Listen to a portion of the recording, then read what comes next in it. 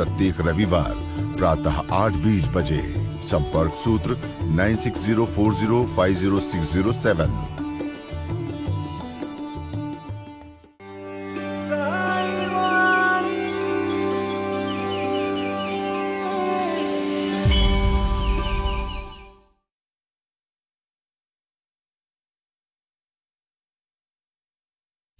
नमस्कार, साई वाणी में आपका सबका स्वागत। मेरे प्रिय आप प्रारंभ करो, जारी रखो, इसी विचारधारा से हम जुड़े और बहुत सारी चीज़ों को हमने अपने जीवन में सुधारने के लिए और बदलने के लिए प्रयास किया। साई ध्यान और साई क्रिया करने के बाद जो क्रांति हमने शुरू की, उसके लिए आप जुड़े हो और आप सबकी मेहरबानी है कि ये साई वाणी घर घर तक पहुंच रही है।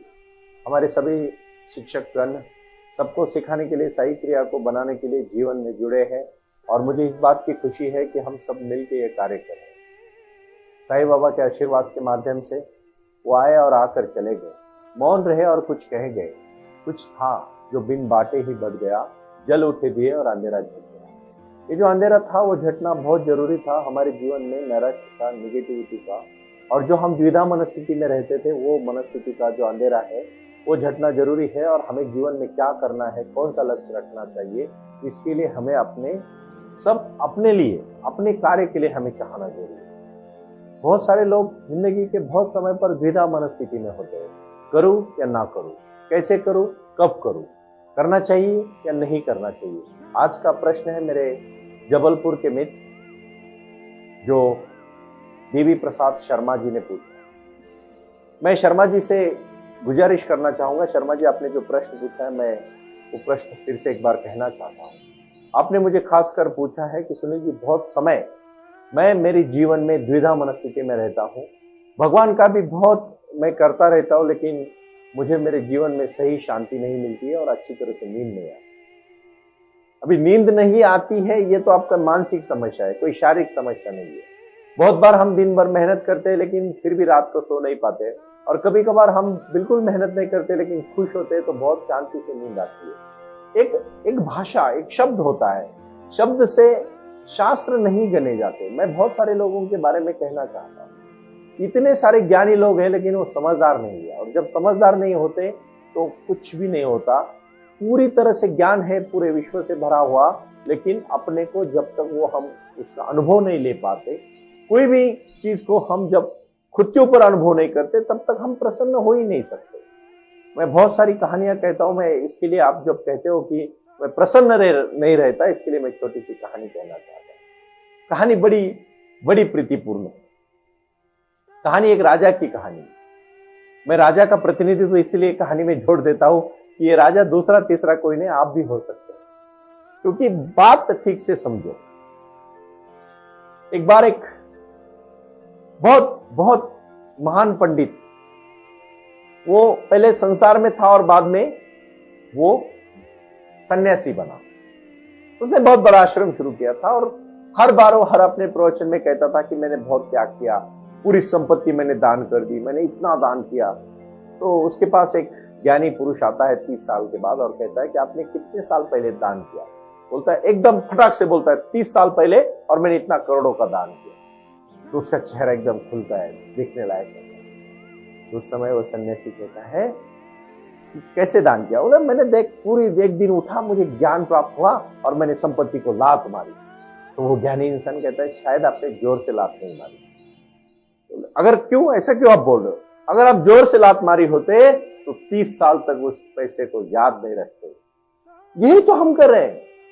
हम हमारी समस्या को जोर से लात ही नहीं मारते, हम थोड़ा थोड़ा खुश होते हैं। हम भगवान के प्रति पूरा श्रद्धा नहीं रखते। शिरडी के साईं बाबा ने अपने भक्तों के लिए आशीर्वाद दिया, श्रद्धा, सबूरी। श्रद्धा मतलब फुल फेथ, सबूरी मतलब पेशेंस। आप पेशेंस रखो, सबूरी रखो, तभी तो कुछ कर पाओगे। अगर आप पेशेंस पूरी तरह से नहीं रखोगे, कुछ नहीं कर पाओगे।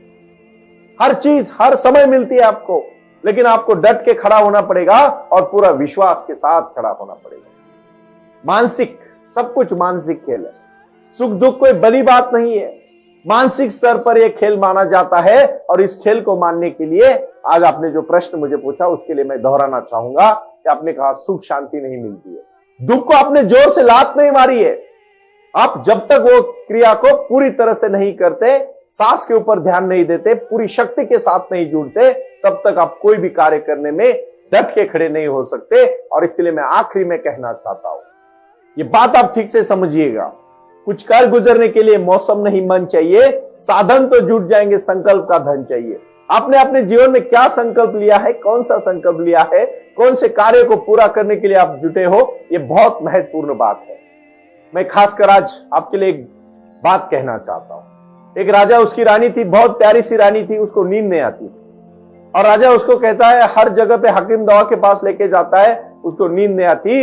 एक दिन रानी और राजा ऐसे ही किसी गुरु के पास जाते हुए बीच में वो बिछड़ जाते हैं।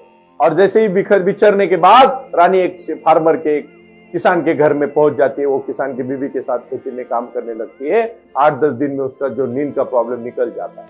आपकी नींद मानसिक है शर्मा साहब, आपको नींद नहीं आती मतलब आप परेशान है। आपके पास पैसा अच्छा खासा है, आपके बच्चे अच्छा कार्य कर रहे हैं, आप भी, लेकिन आपका सेहत, आपका शरीर श्रम नहीं कर रहे।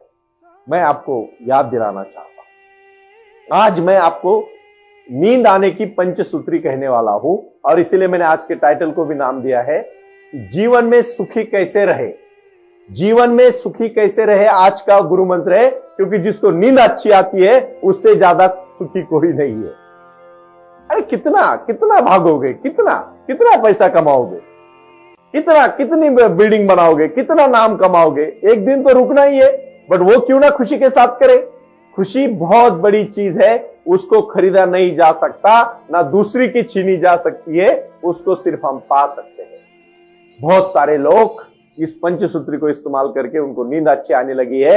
सबसे पहला गुरु मंत्र है, चाहे कुछ भी हो जाए, अपने इस शरीर से 1 से 1.5 घंटा श्रम करना है। चाहे कोई बगीचे में काम करे चलेगा, चाहे कोई दौड़े चलेगा, नहीं कुछ काम नहीं तो अपने सार्वजनिक स्तर पर कोई अगर कहां काम चल रहा है तो साफ सफाई का काम करेंगे चलेगा, लेकिन अपने शरीर से, और कुछ भी नहीं होता है तो अपने घर में घर का काम करे तो भी चलेगा। बर्तन पोंछने से लेके, फर्शी पोंछने से लेके बर्तन मंजने तक आप काम कर सकते हो, कपड़े खुद के खुद धुला सकते हो। करो काम, श्रम करो, इस पसीना जाना चाहिए अपने शरीर से 1 से 1.5 घंटा। पहला गुरु मंत्र है साईं वाणी का। साईं बाबा ने जिंदगी भर लोगों के लिए काम किया। अब देखो साईं बाबा की कौन सी भी छवि, कितनी प्रसन्न छवि है। क्यों है? क्योंकि वो लोगों के लिए शरीर को देह वेचावा कारणी, ऐसे मराठी में कहा। संत तुकाराम महाराज जी का हर बार मैं आज के बाद एक आपको उनका जो उन्होंने गाथा में संदर्भ दिए है, अभंग दिए है, जो कभी भंग नहीं पाता उसको अभंग कहते हैं। उन्होंने कहा है, मराठी में मैं जानबूझ के कहना चाहता हूं, जोडोनिया धन उत्तम व्यवहारे, उदास विचारे वेच करी, उत्तमची गती पाविल उत्तम भोगिल जीवखानी। तुकाराम महाराज जी ने कहा है, जोडोनिया धन उत्तम व्यवहारे, अच्छा व्यवहार करके हम जोड़ेंगे, लेकिन शरीर श्रम हम करेंगे। दूसरा और बहुत अनमोल मंत्र है, ठीक से सुन लीजिएगा, जो हम खाते हैं वही हम सोचते हैं। शुद्ध शाकाहार के प्रति आप सजग रहिए। मैं आज सबको आह्वान करना चाहता हूं कि जो, देखो मैं नहीं कहता कि कोई आहार कोई बुरा है, लेकिन अपने को पुराने जमाने में लोग नॉनवेज खाते थे तो उतना मेहनत भी करते थे। आजकल के लोग खाते हैं, पीते हैं, मेहनत कम करते हैं, फिर उसको शरीर पे साइड इफेक्ट आ जाते हैं, अननेसेसरी चर्बी बढ़ जाती है, फिर डॉक्टर बोलते हैं इसका ऑपरेशन करो, उसका ऑपरेशन करो। मेरी नजर में तो अभी एक उदाहरण है, 60-61 ईयर्स में वो इंसान गुजर गए। उनका वेट इतना बढ़ा कि उन्होंने अपने हार्ट को छोड़ दीजिए, हार्ट के ऊपर तो उन्होंने अच्छा ख्याल किया, लेकिन उनका इतना बड़ा हेल्थ हुआ, 150 के ऊपर उनका वेट हुआ, फिर उन्होंने सर्जरी की वेट कम करने वाली। और उस सर्जरी के लिए उनका जो खाने का जो जठर होता है, अपने जो लिवर होता है, उसको आधा उन्होंने जब सिलाया तो उनका खाना तो कम हुआ, लेकिन कुछ दिन के बाद फिर से उनका वेट बढ़ने लगा और उनका पूरा शरीर खोखला हो गया और जिंदगी में बहुत जल्दी वो निकल गया। मैं कहना चाहता हूं कि आप जो आहार ले रहे हो वो ज्यादातर 99% मैं लोगों को सजेस्ट करूंगा शुद्ध शाकाहार और खाद्य फल। मैं अभी एक इंटरव्यू पढ़ रहा था, जो प्रसिद्ध सिने अभिनेता है जितेंद्र जी, 45 ईयर्स हुए उन्होंने रोटी, गेहूं की रोटी, ज्वार की रोटी नहीं खाई, सिर्फ फ्रूट्स, फल और प्रोटीन, टोफो, पनीर से लेके ये सब चीजें उन्होंने खाई और उनका हेल्थ देखो 81 में भी आज वो यंग लग रहे। 60-65 के लग रहे हैं, सैक्रिफाइस तो करना पड़ता है भाई। अगर अच्छा दिखना है और अच्छे शरीर से मजबूत रहना है तो वही चीजें खानी पड़ेगी जो अपने शरीर को अच्छी तरह, क्योंकि देखो खाने का और नींद का बहुत गहरा संबंध है। अगर खाना अच्छा हजम होगा तो नींद अच्छी आएगी। हजम होने में अगर आपका सिस्टम रात भर चालू रहेगा, नींद कब आएगी?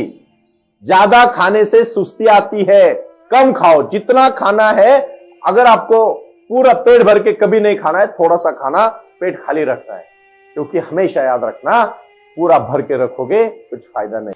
और वो गुरु मंत्र है, जीवन में सबसे अपना एक कार्य चुनो, अपना लक्ष्य तय करो।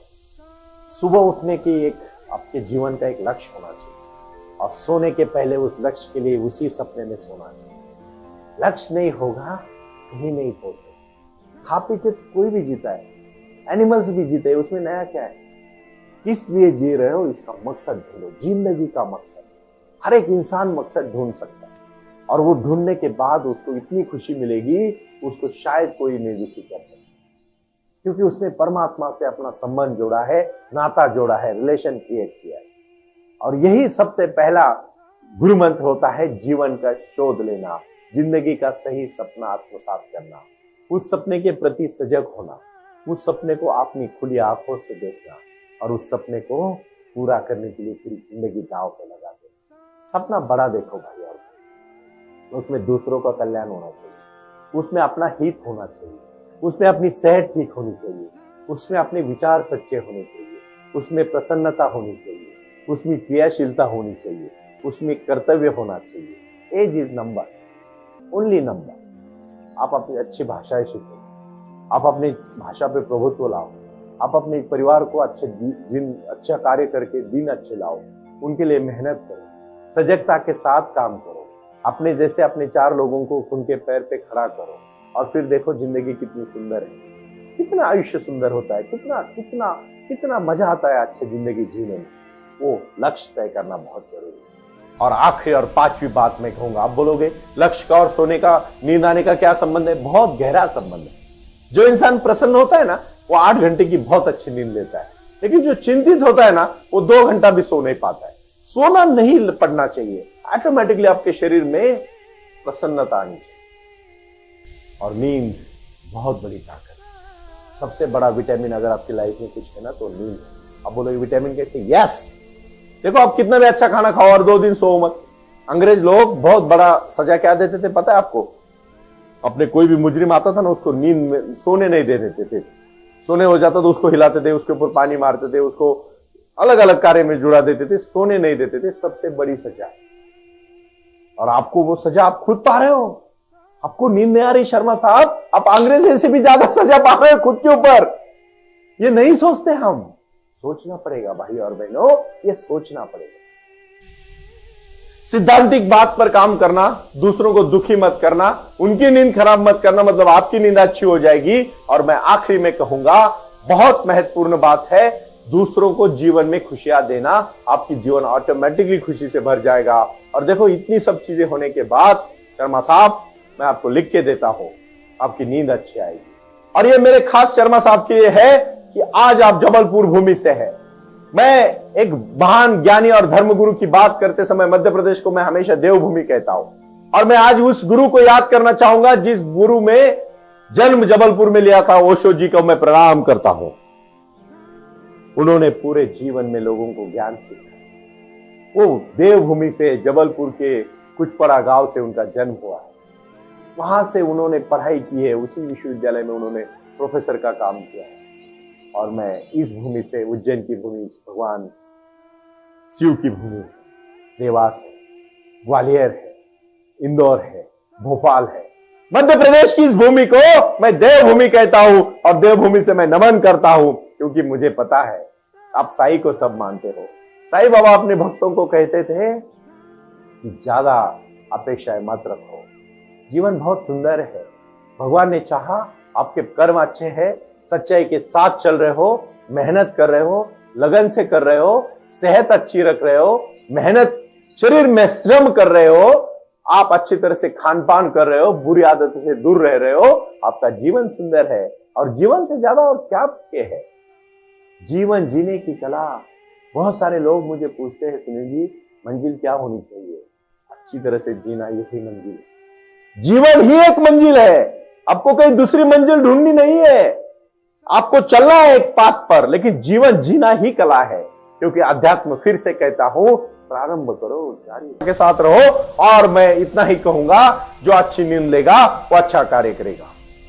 नींद अपने जीवन से कनेक्टेड है, अपने भविष्य से कनेक्टेड है, अपने लाइफ से कनेक्टेड है। इसीलिए मां के गोद का जो बच्चा होता है, जैसे जन्म होता है, आप देखो शुरू में बहुत गहरी नींद में रहता है। बच्चे की तरह नींद आनी चाहिए, बच्चे की तरह चेहरे में खुशी होनी चाहिए, बच्चे की तरह चेहरे में इनोसेंस एंड प्रसन्नता होनी चाहिए, तभी इंसान हमेशा याद रहेगा। इसीलिए मैं फिर से कहूंगा, वो बाबा का आशीर्वाद है। उन्होंने कहा, उन्होंने एक गुरु मंत्र दिया है, गुरु मंत्र आप बात सुन लीजिएगा। उन्होंने कहा, बुरा किसी का ना करो, आपका भला हो जाएगा। क्योंकि आप जब किसी के बारे में बुरा सोच ही नहीं रहे हो, जो विचार ही आपके मन में नहीं आ रहा है निगेटिविटी का, वो क्यों? आप अपने माँ बाप का ख्याल करो, आपके बच्चे आपका ख्याल करेंगे।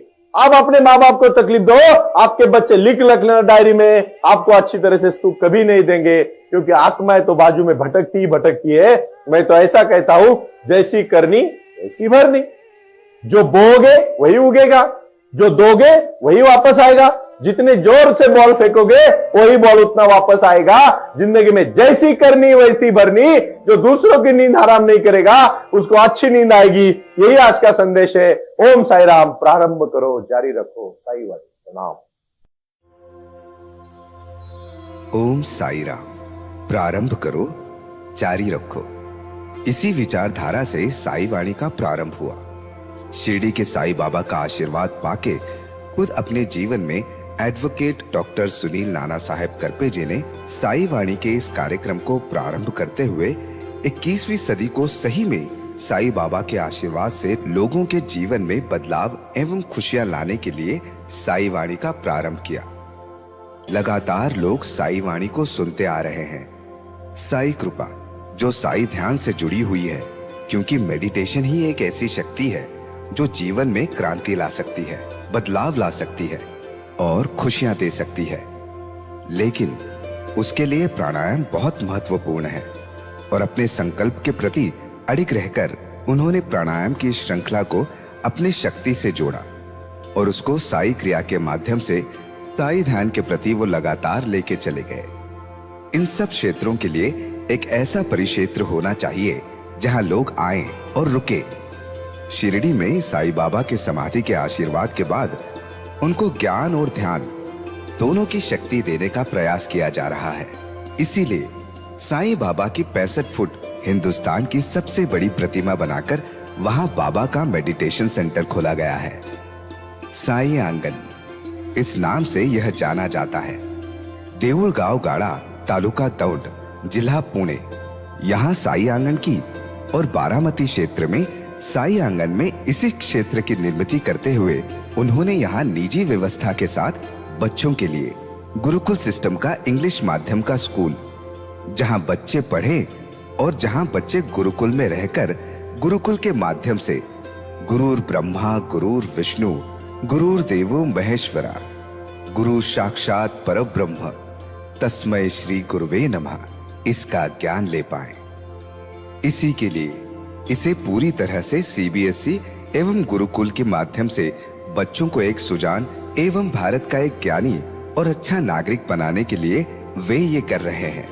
उसी के साथ हेल्थ इज वेल्थ कहते हैं कि शरीर ही सबसे महत्वपूर्ण संपदा है और उस संपदा को आयुर्वेदा के माध्यम से लोगों को जोड़ना चाहिए।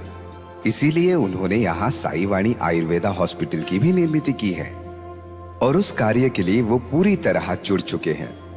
पूरे विश्व से लोग साई क्रिया और साई ध्यान के माध्यम से जुड़ रहे हैं और इसीलिए उन्होंने साई वाणी trust.org इस ई कॉमर्स की भी स्थापना की है।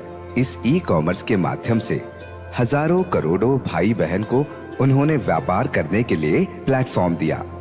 उनकी कला, उनकी क्षमता, उनका ज्ञान लोगों तक पहुंचाने के लिए साई वाणी trust.org बहुत बड़े लेवल पर महत्वपूर्ण प्रयास कर रहा है। इसीलिए यहाँ आए। ये बाबा की नगरी है।